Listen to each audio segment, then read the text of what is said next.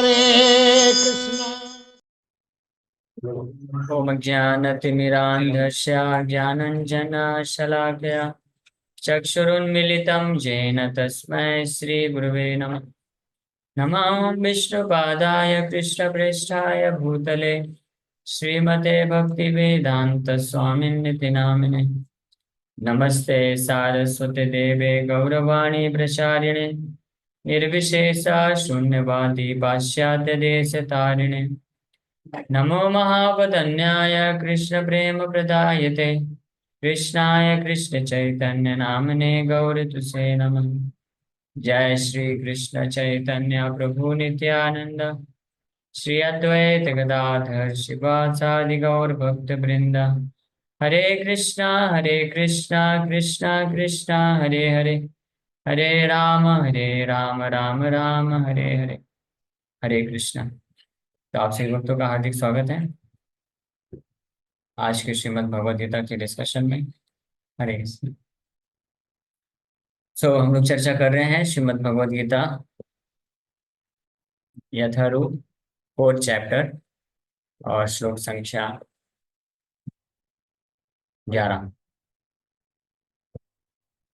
हम लोग 10 नंबर श्लोक पे चर्चा कर चुके हैं ऑलरेडी। वीतराग भय क्रोधा मनमया माम उपाश्रिता बहवो ज्ञान तपसा पूता मत भाव मागता।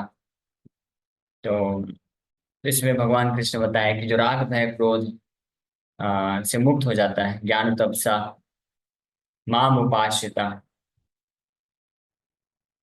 कि ऐसे किसी भक्त के आश्रय में रह करके जब ज्ञान तपसा के माध्यम से शुद्ध होता है तो मेरे प्रति प्रेम को विकसित कर लेता है। यानी ये भगवान स्टैंडर्ड ऑथराइज प्रोसेस बताए इस श्लोक में कि ऐसा करना चाहिए जो जिनको इंटरेस्ट है मेरे प्रति प्रेम विकसित करना चाहते हैं। लेकिन हर कोई कृष्ण के प्रति प्रेम विकसित करने में तो इंटरेस्ट नहीं रखता है। किसी को और कोई प्रेम चाहिए, हमको तो कृष्ण प्रेम चाहिए। लेकिन किसी को इस जगत में अलग अलग वस्तुओं का धन प्रेम चाहिए, हाँ, या कोई स्त्री पुरुष प्रेम चाहिए, समाज प्रेम चाहिए। तो भगवान बोलते दैट्स ऑल राइट, ओके, मैं आपके लिए भी कुछ कार्य करूंगा। तो इसलिए भगवान फिर 11 नंबर श्लोक में बोलते हैं ये यथा माम प्रपद्यन्ते ताम तथैव भजाम्यहम् मम वर्तमान वर्तन्ते मनुष्या पार्थ सर्वशः। अगर इस संसार में कोई व्यक्ति भगवान के अलावा भी कुछ भी प्राप्त करने का इच्छा रखता है, हाँ, तो भगवान बोलते हैं कि उस डेस्टिनेशन को, उस लक्ष्य को प्राप्त करने के लिए रास्ता मैं बनाता हूँ। मम वर्तमान, वर्तम मतलब path. So everyone follows my path in all respects, O son of Pritha. यानी कोई, तो हम लोग इस पे 4 कैटेगरी के लोग होते हैं ये डिस्कस किए थे। फर्स्ट कैटेगरी कौन है? 4 कैटेगरी के कौन कौन वो व्यक्ति हैं? आप लोग चैट बॉक्स में लिख के बताइए जिसको मालूम है कि 4 प्रकार के लोग होते हैं इस संसार में। और भगवान बोलते हैं उन चारों प्रकार के लोगों को गूगल में नहीं मिलेगा। 4 प्रकार के लोगों के लिए रास्ते मैं बनाता हूँ।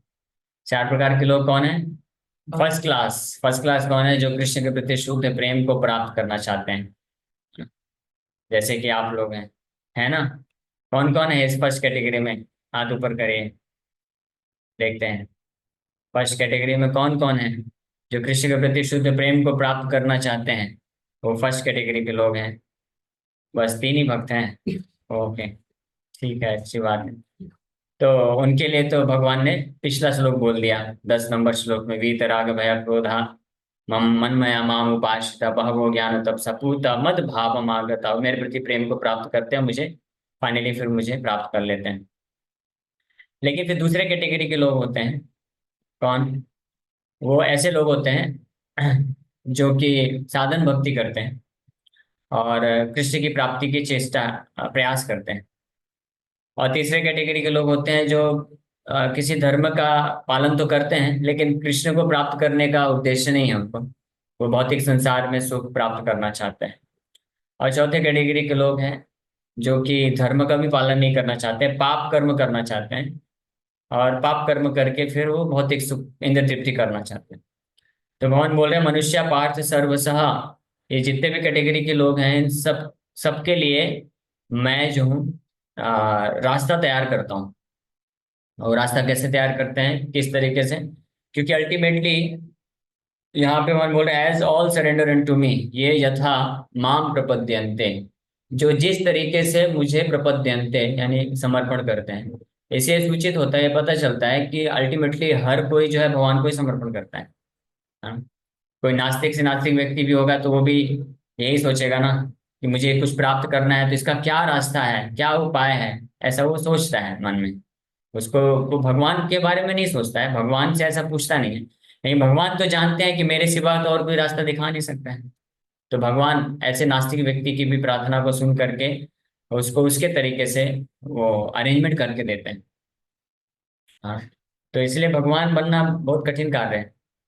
भगवान जो चोर है वो चोरी करने का इच्छा रखता है, तो चोरी करने के लिए बुद्धि की प्रार्थना करता है, और चोरी करने के बाद ना पकड़ने जाने की प्रार्थना करता है। तो भगवान वो कार्य भी करते हैं। तो भगवान को उनको उसको भी बुद्धि देना है, उसको भी रास्ता दिखाना है। तो आप सोच समझ सकते हैं कि भगवान का टास्क कितना कठिन है, और इसलिए हर कोई भगवान नहीं बन सकता है। तो भगवान फिर ये कैसे करते हैं, भगवान इच्छा को भी देखते हैं कि एक चोर है, वो चोरी भी करना चाहता है, उसको भी बुद्धि देना है। और एक तरफ एक सेठ है जिसका धन संपत्ति है, वो भी प्रार्थना कर रहा है उसका, उसको बचाना भी है। तो अभी किसको मदद करेंगे? अगर किसी एक को मदद करते हैं दूसरे को नहीं करते हैं तो पार्शियलिटी हो जाएगी। इसलिए भगवान बोलते हैं ये यथा माम प्रपद्यन्ते, जो जितनी मात्रा में मुझे समर्पण करता है उतनी मात्रा में मैं उसको हेल्प करता हूँ। इसका मतलब ये है क्या कि चोर अगर भगवान का हरे कृष्ण मंत्र जप करेगा तो उसको चोरी करने का बुद्धि देंगे? ऐसा नहीं है। ये भगवान, ये यथा माम प्रपद्यन्ते का मतलब होता है कि भगवान के द्वारा जो बनाए हुए जो प्रकृति के नियम है उसका पालन अगर कोई करता है तो भगवान, वो भले भगवान को भक्ति ना करे, समर्पण ना करे, भगवान उसको प्रोवाइड करते हैं, देते हैं। प्रकृति के नियम के अनुसार अगर किसी ने पुण्य किया है तो पुण्य करने पे उसको उसकी इच्छा अनुसार जो फल है वो प्राप्त होता है। तो वो जो चोर होता है अगर वो चोरी नहीं भी करेगा ना, कुछ ईमानदारी से कार्य करता है तो उसके पुण्य के अनुसार उसको पैसा मिल जाएगा। लेकिन वो चोरी करके प्राप्त करना चाहता है तो भगवान उसको ऐसा बुद्धि देते हैं, ऐसा अपॉर्चुनिटी देते हैं कि चोरी करके भी उतना ही धन कमाता है वास्तव में, कोई ज्यादा नहीं कमाता है। लेकिन गड़बड़ क्या कर देता है कि वो चोरी करके करता है इसलिए पाप लग जाता है। ये तो मैंने एक एग्जाम्पल दिया चोरी का। ये हर प्रकार के भौतिक सुख या इंद्र तृप्ति के लिए अप्लाई होता है। इस संसार में कोई भी व्यक्ति कोई भी भौतिक सुख प्राप्त करना चाहता है तो दो तरीके से कर सकता है। एक ऑथराइज तरीके से, पुण्य के तरीके से, और एक पाप करके कर सकता है। तो चाहे वो पाप करके करे या पुण्य करके करे, दोनों ही अवस्था में उसको उतना ही सुख मिलने वाला है, क्योंकि दोनों ही अवस्था में दोनों ही तरीके से भगवान ही रास्ता दिखाते हैं, भगवान ही बुद्धि देते हैं। और भगवान ही ऐसे फेवरेबल सिचुएशन क्रिएट करते हैं, ऐसी परिस्थिति बनाते हैं जिससे उसको वो सुख प्राप्त हो सके जिसके लिए वो योग्य है। हाँ, जितना पुण्य किया है, अगर 5 किलो सुख प्राप्त करने का पुण्य है उसके पास, तो 5 किलो सुख उसके पास आएगा ही आएगा। अगर वो ईमानदारी से कार्य करे तो भी आ जाएगा, और बेईमानी से करे तो भी आ जाएगा। आप बोलेंगे नहीं ब्रो जी ऐसा नहीं है, अगर ईमानदारी से हम धन कमाएंगे तो 50,000 ही कमा पा रहे हैं, अगर बेईमानी करते तो 1.5 लाख रुपए आ जाता है ना? सही बात है ना? हाँ, लेकिन सही बात नहीं है, क्योंकि आपके कोटा में 50,000 लिखा है ना, तो आप 50,000 रुपए का ही केवल भोग कर सकते हैं। जो एक्स्ट्रा 1 लाख रुपए आप कमाएंगे तो वो जो है आपके कोटे में नहीं है, इसलिए आपके कोटे से चला भी जाएगा। जैसे आप चोरी किए तो कोई दूसरा चोर आके लेके जाएगा, या वकील जो है लेके चला जाएगा, पुलिस वाले को रिश्वत में चला जाएगा, डॉक्टर डॉक्टर से चला जाएगा। तो इस प्रकार से अलग अलग तरीके से, या बच्चे बिगड़ जाएंगे और बच्चे लोग लेके चले जाएंगे, लूट लेंगे। तो इसलिए वो टिकने नहीं वाला है आपके पास। केवल उतना ही रहेगा जितना आपके भाग्य में, खाते में है, अ, प्राप्त करने के लिए उतना ही इंजॉयमेंट कर सकते हैं। तो इस प्रकार से भगवान ये अरेंजमेंट करते हैं। और भगवान ये कैसे करते हैं, ये 15वें अध्याय में भगवान बताते हैं। सर्वस्य चाहं हृदि सन्निविष्टो मत्तः स्मृतिर्ज्ञानमपोहनं च वेदैश्च सर्वैरहमेव वेद्यो वेदांत कृद्वेद विदेव चाहम्। सर्वस्य चाहं हृदि सन्निविष्टो, हृदि मतलब हृदय में, मैं सबके हृदय में सन्निविष्ट, सम्यक रूपेण विष्ट स्थित हूँ। मैं पूरी तरह से सबके हृदय में उपस्थित हूँ। और वास्तव में कोई भी व्यक्ति कुछ भी करता है तो मेरे से ये तीन चीजें प्राप्त करके करता है। क्या? मत्तः मतलब मेरे से, मत्तः स्मृति ज्ञानम अपोहनम च, स्मृति मीन्स रिमेम्बरेंस, याददाश्त, याद दिलाते हैं भगवान। फिर ज्ञान देते हैं भगवान, और भुला भी देते हैं भगवान, है ना? ये तीनों चीज करते हैं भगवान। भगवान ही है जो याद दिलाते हैं, अरे याद है तुमको, पिछले जन्म में तुमने इस प्रकार का भोग करने का इच्छा किया था और उसके लिए तुमने खूब तपस्या किया, पुण्य किया। अभी तुम्हारा जो है अकाउंट मैच कर रहा है। ठीक है, तुम्हारे पास उतना पुण्य भी है और ये लो मैं अपॉर्चुनिटी देता हूँ। तो भगवान याद दिलाते हैं, फिर उसको ज्ञान भी देते हैं कि कैसे उसको प्राप्त कर सकते हो तुम। तो भगवान हृदय में बैठ करके उसको ज्ञान देते हैं। लेकिन वो मूर्ख व्यक्ति सोचता है कि देखो मैंने अपने बुद्धि से सब प्राप्त किया है। तो भगवान ज्ञान देते हैं, अपॉर्चुनिटी देते हैं और उसको याद भी दिलाते हैं, तुम्हारी इस प्रकार की इच्छा थी पिछले जन्म में, तुम साइंटिस्ट बनना चाहते थे ना, तुम्हारा ऐसा पुण्य भी है, लो दोनों मैच कर गया, और अब करो ये आविष्कार, मैं तुम्हारे साथ हूँ, और इस प्रकार से तुमको नोबेल प्राइज मिल जाएगा। लेकिन वो साइंटिस्ट होता है, सोचता है कि मैंने करके दिखाया। कई बार ऐसा भी होता है कि किसी के आविष्कार कोई और करता है लेकिन उसका क्रेडिट किसी और को मिल जाता है। जैसे ये जो आ, एक जगदीश चंद्र बोस ने ये डिस्कवरी किया था, लेकिन उस वक्त ब्रिटिशर्स का राज्य था, तो उनको क्रेडिट नहीं मिला, नोबेल प्राइज नहीं मिला। लेकिन एक ब्रिटिश का जो साइंटिस्ट था, उसने पेपर पब्लिश कर दिया और उसको उसका क्रेडिट मिल गया, नोबेल प्राइज मिल गया, क्योंकि वास्तव में उसका पुण्य था, उसको वो क्रेडिट मिलने का था, इसलिए उसको प्राप्त हो गया। तो भगवान इस प्रकार से स्मृति यानी रिमेम्बरेंस, याद दिलाते हैं और फिर ज्ञान देते हैं। और उस जो भी इच्छा होती है उसको प्राप्त करने के लिए कुछ चीजों को भूलना पड़ता है, तो उसको भगवान भुलवा भी देते हैं। और क्या भूलना पड़ेगा? कृष्ण को भूलना पड़ेगा। कोई इस भौतिक संसार में अगर भोग करना चाहता है, किसी की तीव्र इच्छा है, तो वो पहले भगवान को भूलना पड़ेगा, तभी तो उसको भोग कर पाएगा। इसलिए भगवान जो है अपने प्रति जो कॉन्शियसनेस है, चेतना है, उसको भुलवा भी देते हैं। और यही कारण है कि जब कोई जीवात्मा फाइनली ये डिसाइड करता है, इच्छा रखता है कि भगवान मुझे अब कुछ नहीं चाहिए, मुझे आप चाहिए, आप, तो भगवान फिर उसके लिए भी सारा अरेंजमेंट करते हैं। भगवान इस प्रकार से जो है अरेंजमेंट करते हैं कि उसको ऐसे भक्त के लिए फिर भगवान स्मृति ज्ञान अपोहनम, उसको याददाश्त दिलाते हैं कि देखो तुम मुझे प्राप्त करना चाहते थे, तुम्हारा ऐसा इच्छा था, इसलिए मैं तुमको भक्तों के संपर्क में लेके आया हूँ। फिर भगवान गीता और भागवत से ज्ञान देते हैं और फिर साथ ही साथ में अपोहनम, भुला देते हैं कि ऐसी उस भक्त की ऐसी आसक्तियां, ऐसी भौतिक इच्छाएं जो उसको प्राप्त करने, भगवान को प्राप्त करने में जो बाधक बनती है, भगवान उसको धीरे धीरे भुला देते हैं, वो आसक्ति नष्ट करा देते हैं। तो ये इस प्रकार से ये चेंज होता है, यानी भगवान के कंट्रोल में सब कुछ है।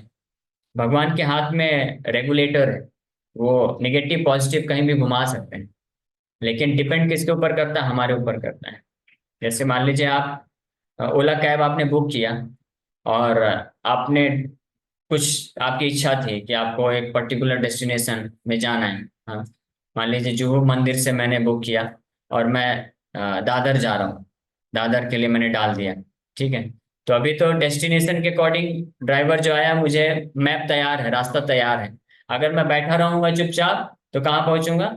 दादर पहुंचूंगा। लेकिन अगर मैं इच्छा करता हूँ कि मुझे दादर नहीं जाना है, मुझे कहीं और जाना है, हाँ, घाटकोपर जाना है, तो फिर चेंज भी किया जा सकता है। वो मैप में जा करके आप चेंज कर दीजिए, तो जो ऐप एप्लीकेशन है वो आपका रूट चेंज कर देगा, ड्राइवर फिर आपको उस रूट से लेके जाएगा। हाँ, तो मटेरियली भी ये हम देख सकते हैं, होता है। तो उसी प्रकार से हमारे पिछले जन्मों के कारण हमने जो भी कर्म किए हैं, और एक एक कर्म करने से एक एक जो इम्प्रेशंस होते हैं, उससे कुछ इच्छाएं जनरेट होती हैं, हम और कुछ प्राप्त करना चाहते हैं। आप एक भौतिक कार्य करेंगे उस इच्छा को पूर्ति करने के लिए, उसको करने से फिर कुछ और अन्य भौतिक इच्छाएं उत्पन्न हो जाती हैं ऑटोमेटिकली। और फिर आप कर्म करते हैं, उसके पुण्य और पाप के को हिसाब किताब करके भगवान आपकी उन भौतिक इच्छाओं को पूर्ति करने के लिए सब अरेंजमेंट करते हैं, हृदय में परमात्मा के रूप में रह करके, मत्तः स्मृति ज्ञानम अपोहनम, ये तीन चीज, तीन कार्य करके आपको सही समय पे याददाश्त दिला के, ज्ञान दे करके, और जो जरूरत पड़ती है किसी चीज को भुलाने की तो भुलवा के भी करते हैं।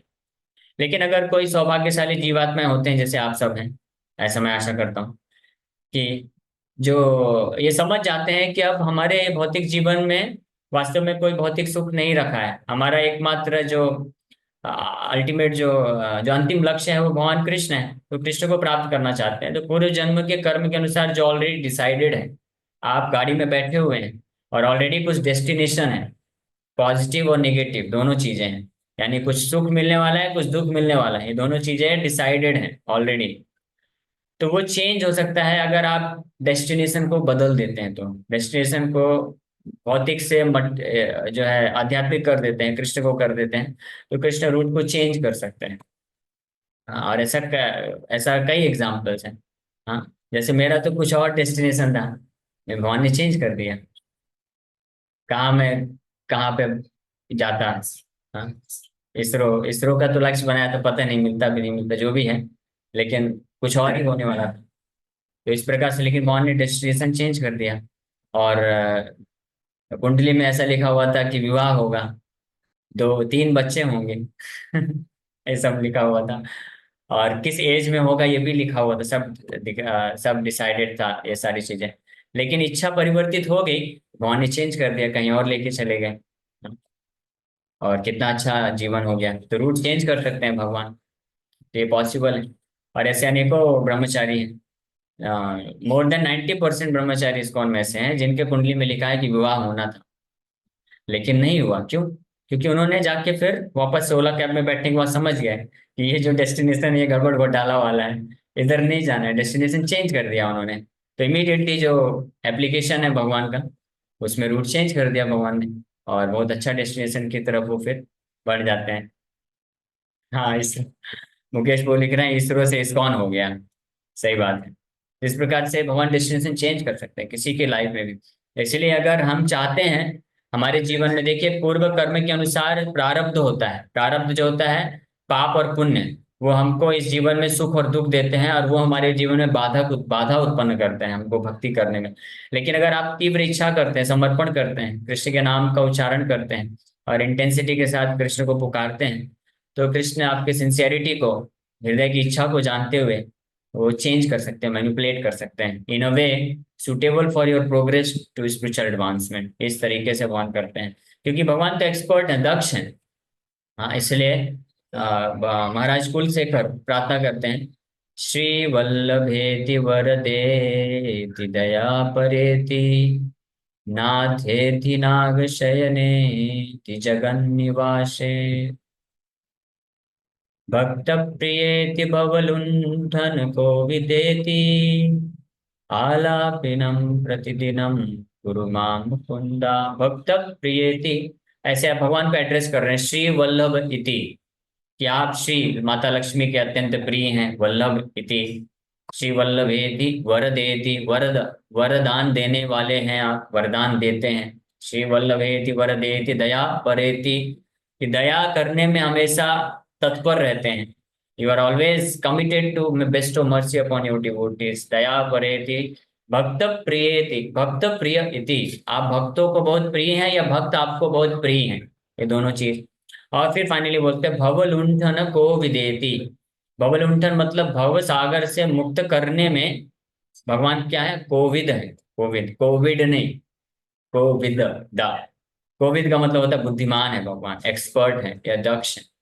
हम अपने आप को भौतिक संसार में फंसाने में एक्सपर्ट है, अब भगवान हमको भौतिक संसार से निकालने में एक्सपर्ट है। दोनों में कंपटीशन चलता है, देखते हैं कौन जीतेगा। महाराज कुलशेखर बोल रहे हैं भवलुंठन को विदेति, कि भगवान आप इस भौतिक सागर से अपने भक्तों को उद्धार करने में बहुत एक्सपर्ट है, दक्ष है। हाँ, तो भगवान भी दक्ष हैं और हम भी दक्ष हैं। भगवान इस भौतिक संसार से निकालने में एक्सपर्ट हैं और हम इसमें फंसने में एक्सपर्ट हैं। इसलिए दोनों के बीच में कंपटीशन चल रहा है, कौन जीतेगा? हाँ, क्या लगता है आपको, कौन जीतेगा? हरे कृष्ण, वो ऑपोजिट पार्टी। अपोजिट पार्टी मतलब नाम बताइए, भगवान या हम? हम फंसने के लिए बहुत ज्यादा विफल है हम लोग। हाँ, राकेश को सही बता दिया है। ये मैं तो ऐसे एक्सपेक्ट नहीं किया। तो सही बात है। कौन जीतता है? हम जीतते हैं बार बार, और भगवान बार बार हार जाते हैं।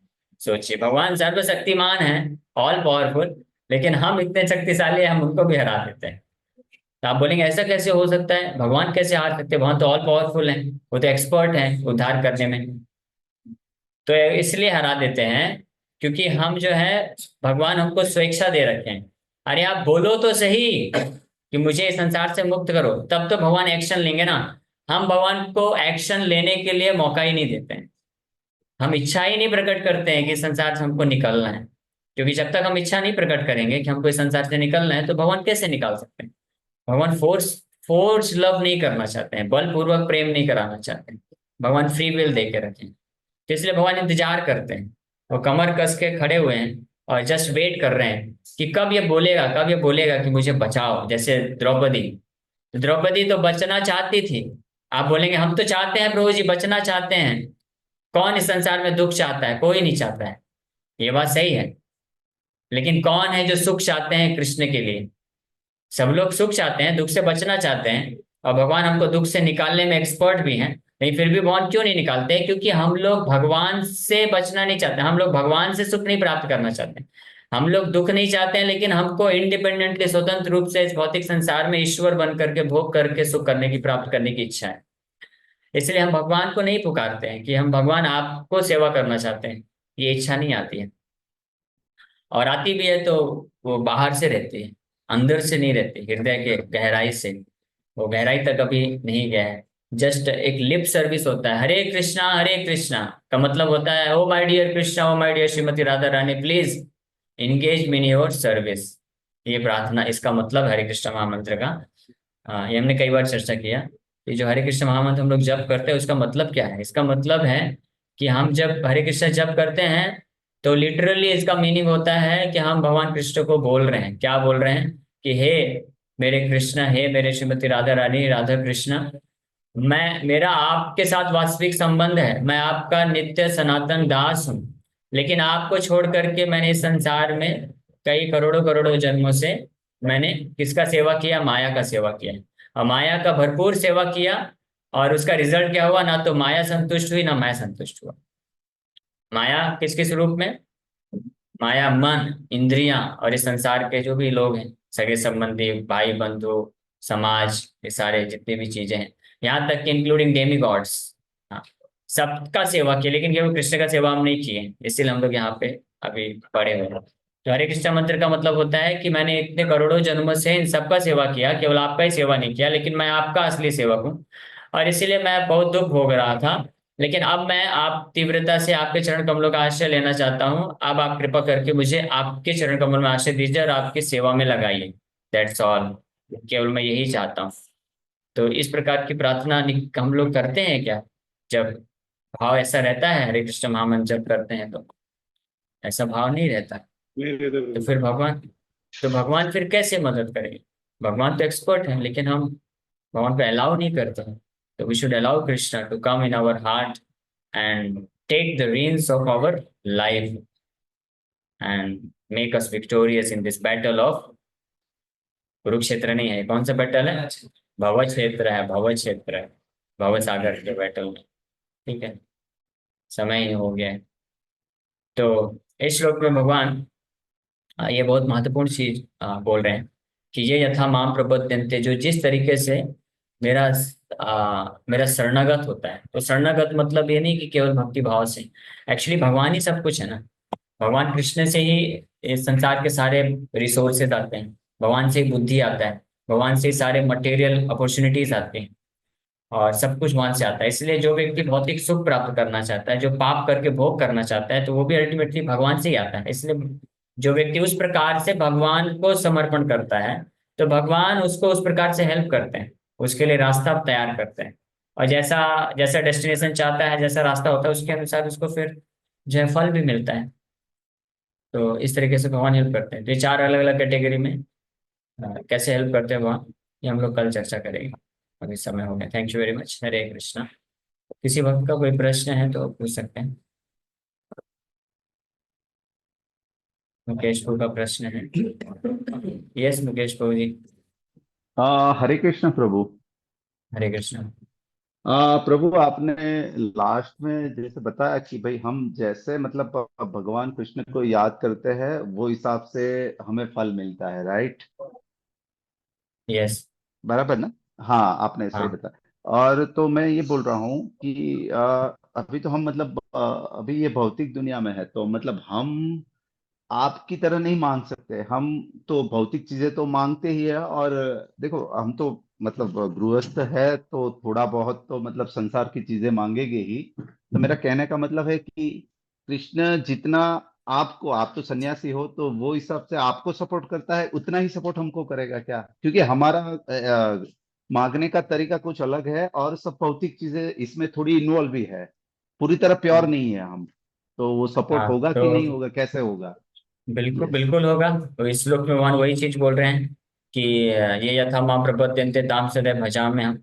जो जिस तरीके से मेरे को समर्पण करता है वो मैं उसको उसी उसी प्रकार से मैं उसको रेसिप्रोकेट करता हूँ। तो अगर कोई भगवान की भक्ति के साथ साथ कुछ भौतिक चीज भी मांगेगा तो भगवान उसको भौतिक चीज भी देते हैं और भक्ति भी देते हैं। पक्का। पक्का, गारंटीड। ओके। Thank you. ठीक है, संशय मत रखिए। लेकिन ओके। भगवान, लेकिन एक हाँ मिनट लेकिन भी है। हाँ हाँ, बोलिए। लेकिन भगवान इस तरीके से देते हैं कि अल्टीमेटली भगवान हमारा अल्टीमेट बेनिफिट करना चाहते हैं। क्योंकि भगवान को मालूम है ये भौतिक चीज तो मांग रहा है, लेकिन वास्तव में ये हम्म। भौतिक चीज इसको हेल्प नहीं करने वाली है। हाँ, आमा भजे विषम आगे ए बड़मूर आमी विज्ञा स्वचरणामृत देवे विष भुलाइबा। ऐसे चैतन्य चरितमृत में आता है कि ये मेरा भजन करता है, सेवा करता है और मेरे से विष मांग रहा है, भौतिक चीजें मांग रहा है। ये तो विष मांग रहा है, विष के समान है, पॉइजन है। तो ये तो बहुत मूर्ख है। लेकिन मैं थोड़ी ना मूर्ख हूँ, मैं तो बुद्धिमान हूँ। इसको मांगने दो विष। मैं क्या दूंगा? मैं इसको अपने चरणों का अमृत। अमृत दूंगा। यानी अपने चरण, इसको सेवा करने दो। थोड़ा थोड़ा भौतिक दूंगा मैं ताकि सेवा करता रहे। लेकिन साथ ही साथ में इसको पता चले बिना मैं अपने भक्ति का रस दे दूंगा। और जब भक्ति का रस मिल जाएगा तो अपने आप विषय वासना इसकी नष्ट हो जाएगी। और फिर ये मुझे, केवल मुझे ही मांगेगा ये। तो भगवान इस हरि प्रकार से बोल। बड़े इंटेलिजेंट हैं। Okay. Thank you Prabhu ji, Hare yes. Krishna. Hare Krishna. Yes Sangeeta Mata ji. जी- हरे कृष्ण प्रभु जी। हाँ, प्रभु जी हरे कृष्ण। जैसे आपने बताया कि हम लोग कई जन्मों से अपने कर्तव्य माया में ही लगे हुए हैं और एक्चुअल कर्तव्य भगवान की। हरे कृष्ण प्रभु जी, आवाज आ रही है? हाँ हाँ, आ रही है, मैं सुन रहा हूँ। जी। तो मतलब हम अभी जो ओरिजिनल कर्तव्य है, वो नहीं कर रहे हैं। लेकिन जब हम इसमें पूरे तरीके से हमारा मन लगता है भक्ति में ना, तो बाकी लोग जो घर के सदस्य हैं, वो ऐसे देखते हैं मतलब एक अलग ही कि ये क्या चेंज आ गया, अभी घर पे ध्यान नहीं दे रहे हैं या इस तरह से। तो वो एक गिल्ट क्रिएट करने की कहीं ना कहीं इनडायरेक्ट कोशिश इसीलिए, होती है। तो क्या? जी। हाँ तो इसीलिए रूप गोस्वामी श्री चैतन्य महाप्रभु हमको उदाहरण देके समझाते हैं कि ऐसे भक्त जो शुद्ध कृष्ण भक्ति करना चाहते हैं, शुद्ध रूप में केवल कृष्ण को ही प्राप्त करना चाहते हैं, कोई भौतिक कामना नहीं है। लेकिन वो किसी पूर्व कर्म के अनुसार, हम सब अभी भौतिक संसार में फंसे हुए हैं, इसमें से जो गृहस्थ भक्त है तो बहुत सारी मटेरियल उनकी रिस्पॉन्सिबिलिटीज हैं। तो उनको किस प्रकार से एक्ट करना चाहिए, तो रूप गोस्वामी ये उदाहरण देते हैं। जैसे वो स्त्री होती है, उसका कोई पैरामोर होता है, बाहर किसी पुरुष के साथ संबंध रहता है। तो वो अपने घर का जिम्मेदारी बल्कि और अच्छे से निभाती है ताकि किसी को डाउट नहीं होना चाहिए। लेकिन अंदर ही अंदर वो उसका चिंतन करते रहती है, उससे व्हाट्सएप में बात करते रहती है, जब भी मौका मिलता है तो वो जाती है मिलने के लिए। नहीं तो हाँ, उस समय व्हाट्सएप नहीं था, लेकिन कहने का मतलब है। तो वैसे ही जो कृष्ण के प्रति शुद्ध भक्ति प्राप्त करना चाहते हैं तो वो अपने जो मटेरियल रिलेशनशिप्स हैं, स्पेशली ऐसे लोग जो कृष्ण के प्रति भक्ति को ज्यादा अप्रिशिएट नहीं करते हैं, तो उनसे ज्यादा अपने मन की बात को प्रकट नहीं करते हैं कि हमको इस भौतिक संसार में कोई रुचि नहीं है, हमको केवल कृष्ण चाहिए। ये सब नहीं करते हैं। वो क्या ऐसा दिखाएंगे कि हाँ हमको बहुत रुचि है मटेरियल चीजों में, और लेकिन अंदर ही अंदर कृष्ण को स्मरण करेंगे, कृष्ण का भक्ति करेंगे। इस प्रकार से एक्सपर्ट होना चाहिए डिवोटी को। ठीक है, देखिए भौतिक उदाहरण से भी हम लोग सीख सकते हैं ना बहुत कुछ, है ना। हर चीज प्रभु कृष्ण जी सेवा में लेकिन लगा, जैसे हमारे इसलिए हमारे आचार्य कितने महान है ना। हर चीज को कृष्ण के से कैसे कनेक्ट कर सकते हैं, कृष्ण की सेवा में कैसे लगा सकते हैं, जानते हैं। मायावादी जैसे नहीं, अरे ये तो सब पाप है, पाप है, कान आँख कान नाक बंद कर लेते हैं, नहीं। हम लोग जो है जो हर चीज से शिक्षा ले सकते हैं। कि भौतिक तरीके से जो सबसे बड़ा पाप होता है इलिसिट कनेक्शन, उससे भी भक्त जो है सबसे बड़ी शिक्षा ले लेता है। इसको बोलते हैं युक्त वैराग्य। ओके, अभी समय हो गया है। जैसे वो सेल्फिश वाली फीलिंग क्रिएट करने की कोशिश करते हैं, तो उस टाइम पे क्या फील होना चाहिए कि हम सेल्फिश नहीं, हम तो अपना कर्तव्य कर रहे हैं। उस टाइम पे बार बार खुद को कैसे समझाएं कि हम ये भी कर रहे हैं, पर वो डायरेक्ट लाते हैं आप घर में ज्यादा दे सकते हो टाइम ये करने की वजह कि क्लास सुन रहे हो, ये कर रहे हो। इस चीज को नेगेटिव लेते हैं अगर, खासकर वीकेंड्स में। हरी। अच्छा। ओके। तो घर पे ज्यादा ठीक है, टाइम देना चाहिए। आप देखिए, आप कृष्ण प्रार्थना करिए कैसे मैनेज कर सकते हैं। जो क्लासेस के अलावा जो समय है उसमें आप थोड़ा समय भी दीजिए, लेकिन एटलीस्ट रिस्पॉन्सिबिलिटी जो है हम निभा सकते हैं इस तरीके से जिसमें उसमें कोई कमी ना हो, ताकि वो लोग कंप्लेन ना करें। अब बाकी फिर कुछ जगह पे तो हमको ऐसा उनसे बोलना चाहिए प्रेम से कि मेरा इंटरेस्ट है, ये मैं करना चाहता हूँ, तो आप करने दीजिए, ठीक है। कभी जी कभी ब्रो। सेक्रीफाइस हो जाता है कुछ चीज़। हरे ओके, कृष्णा, लेकिन थैंक यू सो प्रिंसिपल ये है मच। कि हमको अपने कृष्ण के प्रति जो भाव है उसको उन लोगों के सामने प्रकट नहीं करना चाहिए, और उनके सामने इस संसार से हम विरक्त हैं, वैराग हैं, अपने परिवार वालों के सामने नहीं प्रकट करना चाहिए। नहीं तो फिर वो लोग और ज्यादा जो है दो आंखों की जगह चार चार आंखें लगा के हमको ऑब्जर्व करते रहेंगे, और कोई भी छोटा भी चीज होगा ना उसमें फिर वही चीज कृष्ण से कनेक्शन करके देखेंगे, अरे ये इस्कॉन वाले कर दिए सब, ये देखो कृष्ण भक्ति बन गई ना, इसलिए ऐसा हो रहा है। तो इसमें ठीक है, ओके, अभी समय हो गया, यहीं पे विराम करते हैं। Thank you. हरे कृष्ण।